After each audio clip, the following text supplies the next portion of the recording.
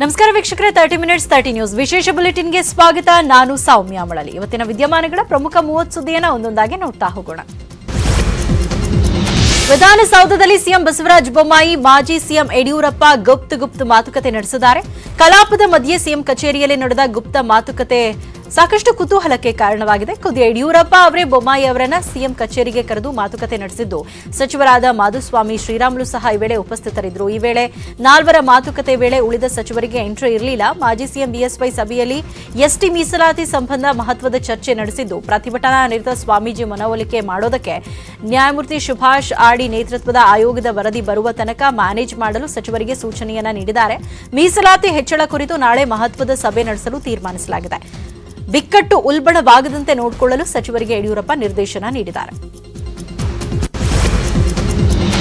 ದೆಹಲಿಯಲ್ಲಿ ಕೇಸರಿ ರಾಜಕೀಯ ಗರಿಗೆದರಿದೆ. ಬಿಜೆಪಿ ರಾಷ್ಟ್ರೀಯ ಅಧ್ಯಕ್ಷ ಜೆಪಿ ನಡ್ಡಾರನ್ನ ಬಿಜೆಪಿ ರಾಜ್ಯಾಧ್ಯಕ್ಷ ನಳಿನ್ ಕುಮಾರ್ ಕಟೀಲ್ ಭೇಟಿ ಮಾಡಿದ್ದಾರೆ. ಏಪ್ರಿಲ್ 16, 17ರಂದು ನಡೆಯಲಿರುವ ರಾಜ್ಯ ಬಿಜೆಪಿ ಕಾರ್ಯಕಾರಿಣಿಗೆ ಆಹ್ವಾನ ನೀಡಿದ್ದಾರೆ. ಇದೇ ವೇಳೆ ರಾಜ್ಯದಲ್ಲಿ ಪಕ್ಷ ಸಂಘಟನೆ ಬಗ್ಗೆ ನಡ್ಡಾ ಕಟೀಲ್ ಚರ್ಚೆ ನಡೆಸಿದ್ದಾರೆ. ಶೀಘ್ರದಲ್ಲೇ ಕ್ಯಾಬಿನೆಟ್ ಪುನರ್ರಚನೆ ಸಾಧ್ಯತೆ ಹಿನ್ನೆಲೆಯಲ್ಲಿ ದೆಹಲಿಯಲ್ಲಿ ಬೆಳಗಾವಿ ನಾಯಕರ ಕಸರತ್ತು ಜೋರಾಗಿ ನಡೀತಾ ಇದೆ. ಹೈಕಮಾಂಡ್ ನಾಯಕರ ಭೇಟಿಗಾಗಿ ದೆಹಲಿಗೆ ಮಾಜಿ ಸಚಿವ ರಮೇಶ್ ಜಾರಕಿಹೊಳಿ ಆಗಮಿಸಿದ್ದಾರೆ. ಸಿಎಂ ಭೇಟಿಗೂ ಮುನ್ನ ದೆಹಲಿಯಲ್ಲಿ ಹೈಕಮಾಂಡ್ ನಾಯಕರ ಭೇಟಿಗೆ ರಮೇಶ್ ಜಾರಕಿಹೊಳಿ ಪ್ಲಾನ್ ಮಾಡಿದ್ದು, ಎಸ್ಐಟಿ ವರದಿ ಬೆನ್ನಲ್ಲೇ ದೆಹಲಿಯಲ್ಲಿ ಮತ್ತೆ ಸಂಪುಟ ಸೇರಲು ಕಸರತ್ತು ಮಾಡ್ತಾ ಇದ್ದಾರೆ. ರಾಮನಗರದ ಚನ್ನಪಟ್ಟಣದಲ್ಲಿ ಸಿಪಿ ಯೋಗೇಶ್ವರ್ ಹವಾ ಇನ್ನಷ್ಟು ಜೋರಾಗ್ತಾ ಇದೆ. ಇಂದು ಸಹ ಕಾಂಗ್ರೆಸ್ ಜೆಡಿಎಸ್ ತೊರೆದು ಮೋಗೇನಹಳ್ಳಿ ಗ್ರಾಮದಲ್ಲಿ 50ಕ್ಕೂ ಹೆಚ್ಚು ಜನ ಬಿಜೆಪಿ ಪಕ್ಷ ಸೇರ್ಪಡೆಯಾಗಿದ್ದಾರೆ. ಗ್ರಾಮದ ಬಸವೇಶ್ವರ ದೇವಸ್ಥಾನದಲ್ಲಿ ಯೋಗೇಶ್ವರ್ ಪೂಜೆ ಸಲ್ಲಿಸಿ ಎತ್ತಿನ ಗಾಡಿಯಲ್ಲಿ ಮೆರವಣಿಗೆ ಮಾಡಿದ್ರು. ಯೋಗೇಶ್ವರ್ಗೆ ಹೂವಿನಿಂದ ಬೆಂಬಲಿಗರು ಅಭಿಷೇಕ ಮಾಡಿದ್ದಾರೆ. ಇದೇ ವೇಳೆ ಯೋಗೇಶ್ವರ್ ಪಡೆ ಸೇರಿದ ಕಾರ್ಯಕರ್ತರು ಮಾಜಿ ಸಿಎಂ ಎಚ್ಡಿ ಕುಮಾರಸ್ವಾಮಿ ನಾಯಕತ್ವದ ವಿರುದ್ಧ ಕಿಡಿಕಾರಿದ್ದಾರೆ.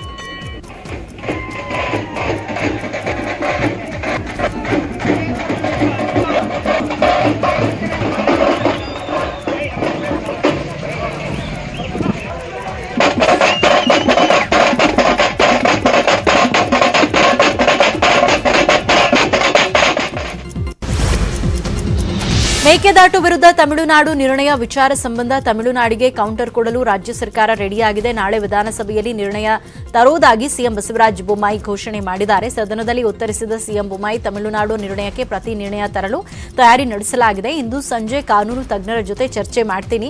ಈ ಯೋಜನೆಯನ್ನ ನಾವು ಮಾಡೇ ಮಾಡ್ತೇವೆ. ನಾಳೆಗೆ ವಿಧಾನಸಭೆಯಲ್ಲಿ ನಿರ್ಣಯ ತರ್ತೇವೆ. ತಡ ಮಾಡೋದಿಲ್ಲ, ಆದಷ್ಟು ಬೇಗ ಆಗತ್ತೆ ಅಂತ ಭರವಸೆ ನೀಡಿದ್ದಾರೆ.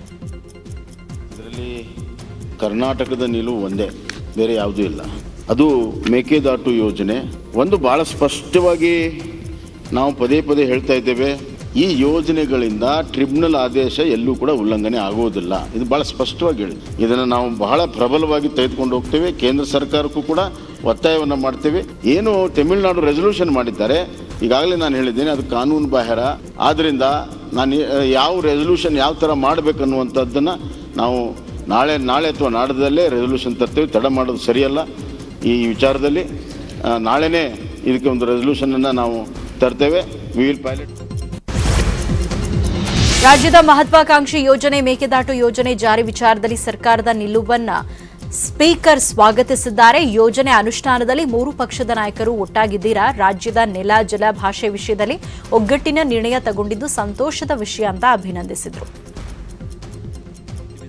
ಆ ಸಂದರ್ಭದಲ್ಲಿ ಶೂನ್ಯವೇಳೆಯಲ್ಲಿ ಪ್ರಸ್ತಾಪ ಆಗಿರೋ ವಿಷಯದ ಬಗ್ಗೆ ನಾವು ಇಡೀ ಸದನ ಒಕ್ಕೊರಲಿನಿಂದ ಒಂದೇ ಧ್ವನಿಯಲ್ಲಿ ಕರ್ನಾಟಕದ ನೆಲ ಜಲದ ವಿಷಯದಲ್ಲಿ ನಾವೆಲ್ಲ ಒಂದಾಗಿದ್ದೇವೆ ಅನ್ನೋದನ್ನು ಇಡೀ ನಾಡಿಗಷ್ಟೇ ಅಲ್ಲ, ಎಲ್ಲ ಕಡೆಗೂ ನಾವು ತಿಳಿಸಿದ್ದೇವೆ. ಸ್ಪಷ್ಟ ಸಂದೇಶವನ್ನು ಈ ಮೂಲಕ ತಿಳಿಸಿರೋದಕ್ಕೆ ನಾನು ಸಂತೋಷವನ್ನು ವ್ಯಕ್ತಪಡಿಸ್ತಾ, ಮುಂದಿನ ನಿರ್ಣಯದ ಭಾಗದ ಪ್ರಕ್ರಿಯೆಯನ್ನು ಅದನ್ನು ಮುಖ್ಯಮಂತ್ರಿಗಳು ಅದನ್ನು ಮಂಡಿಸ್ತೀವಿ ಅಂತ ಹೇಳಿದ್ದಾರೆ. ಆ ಸಂದರ್ಭದಲ್ಲಿ ಅದನ್ನು ನಾನು ತೆಗೆದುಕೊಳ್ತೀನಿ. ಶೂನ್ಯವೇಳೆಯಲ್ಲಿ ಕೆಪಿಸಿಸಿ ಅಧ್ಯಕ್ಷ ಡಿಕೆ ಶಿವಕುಮಾರ್ಗೆ ಬಿಜೆಪಿ ಟ್ವೀಟ್ ಮಾಡಿ ಕೆಣಕಿದೆ. ಮೇಕೆದಾಟು ವಿಚಾರದಲ್ಲಿ ಟ್ವೀಟ್ ಮಾಡಿ ಡಿಕೆಶಿಗೆ ತಿವಿದಿರುವ ರಾಜ್ಯ ಬಿಜೆಪಿ ತಮಿಳುನಾಡಿಗೆ ಪಾದಯಾತ್ರೆ ಯಾವಾಗ ಅಂತ ಟಾಂಗ್ ಕೊಟ್ಟಿದೆ. ತಮಿಳುನಾಡು ಮೇಕೆದಾಟು ಜಾರಿಗೆ ಬಿಡಲ್ಲ ಎಂದಿದೆ. ತಮ್ಮದೇ ಮೈತ್ರಿ ಪಕ್ಷದ ಸರ್ಕಾರದ ನಿರ್ಣಯಕ್ಕೆ ಮೌನವ್ಯಾಕೆ? ತಮಿಳುನಾಡಿಗೆ ಡಿಕೆಶಿ ಪಾದಯಾತ್ರೆ ಮಾಡಲಿ. ರಾಜಕೀಯ ಲಾಭಕ್ಕಾಗಿ ಡಿಕೆಶಿ 2 ಬಾರಿ ಪಾದಯಾತ್ರೆ ಮಾಡಿದ್ದಾರೆ. ಡಿಕೆಶಿ 2 ಬಾರಿ ಸುಳ್ಳಿನ ಜಾತ್ರೆ ಮಾಡಿ ಅಭ್ಯಾಸವಾಗಿದೆ. ಮತ್ತೊಂದು ಬಾರಿ ಪಾದಯಾತ್ರೆ ಮಾಡೋದೇನು ಕಷ್ಟ ಅಲ್ಲ. 3ನೇ ಬಾರಿ ರಾಜ್ಯದ ಹಿತದೃಷ್ಟಿಯಿಂದ ಪಾದಯಾತ್ರೆ ಮಾಡಲಿ. ತಮಿಳುನಾಡು ಕಡೆಗೆ ಪಾದಯಾತ್ರೆ ಪಾದಯಾತ್ರೆ ಮಾಡಿ ಅಂತ ಬಿಜೆಪಿ ಟ್ವಿಟರ್ನಲ್ಲಿ ಕಿಡಿಕಾರಿದೆ.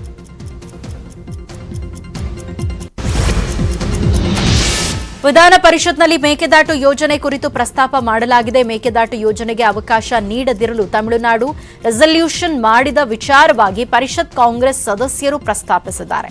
ಕೇಂದ್ರ ಸರ್ಕಾರ ಡಿಪಿಆರ್ ಒಪ್ಪಿಕೊಳ್ಳುವಂತೆ ನಿರ್ಣಯ ಪಾಸ್ ಮಾಡಲು ಕಾಂಗ್ರೆಸ್ ಒತ್ತಾಯಿಸಿದೆ.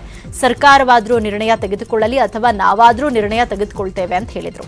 ಈ ವೇಳೆ ಸಭಾಪತಿ ಬಸವರಾಜ ಹೊರಟ್ಟಿ ಈ ಬಗ್ಗೆ ಅಡ್ವೊಕೇಟ್ ಜನರಲ್ರಿಂದ ಮಾಹಿತಿಯನ್ನ ಪಡಿತೀನಿ ಅಂತ ಹೇಳಿದ್ದಾರೆ. ಬೆಂಗಳೂರಿನಲ್ಲಿ ಎಸಿಬಿ ಅಧಿಕಾರಿಗಳು ಭರ್ಜರಿ ಕಾರ್ಯಾಚರಣೆ ನಡೆಸಿದ್ದಾರೆ. 9 ಮಂದಿ ಬಿಡಿಎ ಬ್ರೋಕರ್ಗಳ ಮನೆ ಮೇಲೆ ದಾಳಿ ಮಾಡಿ ಅಕ್ರಮ ಸಂಪತ್ತನ್ನ ಜಾಲಾಡ್ತಾ ಇದ್ದಾರೆ. 100ಕ್ಕೂ ಹೆಚ್ಚು ಅಧಿಕಾರಿಗಳು ಏಕಕಾಲಕ್ಕೆ ದಾಳಿ ನಡೆಸಿ ಅಕ್ರಮ ಸಂಪತ್ತನ್ನ ಪತ್ತೆ ಹಚ್ಚುತ್ತಿದ್ದಾರೆ. ಕೆಲವೆಡೆ ದಾಳಿ ಅಂತ್ಯವಾಗಿದ್ದು ಇನ್ನು ಕೆಲವೆಡೆ ಶೋಧ ಕಾರ್ಯ ಮುಂದುವರೆದಿದೆ. ಎಸಿಬಿ ಅಧಿಕಾರಿಗಳು ಹಲವು ಮಹತ್ವದ ದಾಖಲೆಗಳನ್ನು ವಶಕ್ಕೆ ಪಡೆದುಕೊಂಡಿದ್ದಾರೆ.